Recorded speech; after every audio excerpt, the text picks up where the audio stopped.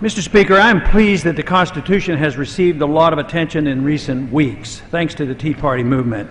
It goes without saying that members of Congress should have read the Constitution many times, and we should continue to study it. Citing the particular clause of the Constitution that authorizes newly introduced legislation is a reasonable suggestion, yet in reality it will do little to restrain unconstitutional growth of federal government. We've had such rules in the past, and no benefit came of it.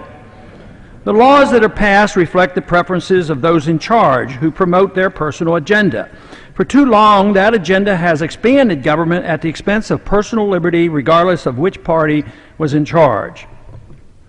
Generally, this trend was supported by voters who rewarded most members of Congress with re-election. For many of us, this expansion of government clearly violated the Constitution, yet it was always argued that the program somehow conformed to that living document.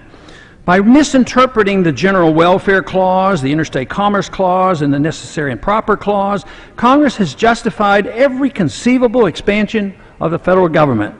Congress also has misinterpreted the 14th Amendment and legislated as though it had repealed the 10th Amendment. Sadly, Congress has systematically abdicated its prerogatives and responsibilities to the executive branch over many decades. Too many people in and out of Congress grew up being taught that the Constitution was malleable. This has allowed judicial, legislative, and executive flexibility to make the Constitution a modern living document. Though the authors allowed for flexibility through the amendment process, this process has been ignored for the sake of speed and convenience.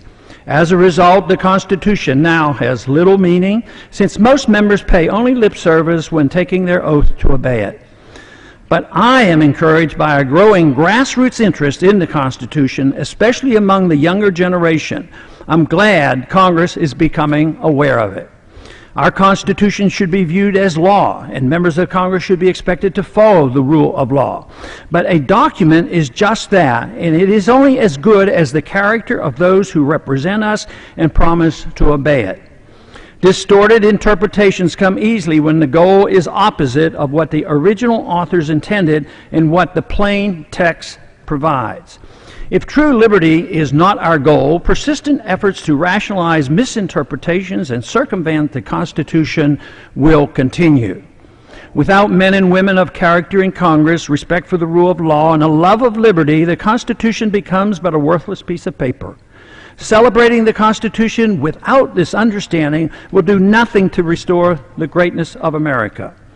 Simply praising the document distracts from the need for members to gain the courage to resist special interests, political self-interest, emergency needs in times of crisis, fear-based economic myths, and the persistent temptation to seek security over liberty while ignoring personal responsibility and self-reliance. Providing instruction in the Constitution for staff and/or members begs the question, who will be the teacher? I wonder, will this welcome renewed interest in the Constitution lead to a healthy reassessment of all our policies? Will there be no more wars without an actual congressional declaration? Will the Federal Reserve Act be repealed? Will only gold and silver be called legal tender? Will we end all the unconstitutional federal departments, including the Department of Energy, Education, Agriculture, Commerce, Health and Human Services, Homeland Security, and Labor? Will the Patriot Act be repealed and all the warrantless searches stopped? Will TSA be restrained or abolished? Will the IRS's unconstitutional collection powers end? Will executive and judicial quasi-legislative powers be ended? Will we end the federal war on drugs? Will we end the federal government's involvement in medical care? Will we end all the federal government's illusionary insurance programs? Will we ban secret prisons, trials without due process, and assassinations? Will we end our foreign policy of invasion and occupation?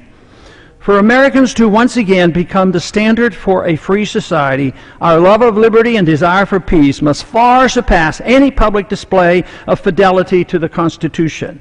We must first look to strong moral character, respect for the rule of law, and an understanding of the proper role of government in a free society. And I yield back the balance of my time.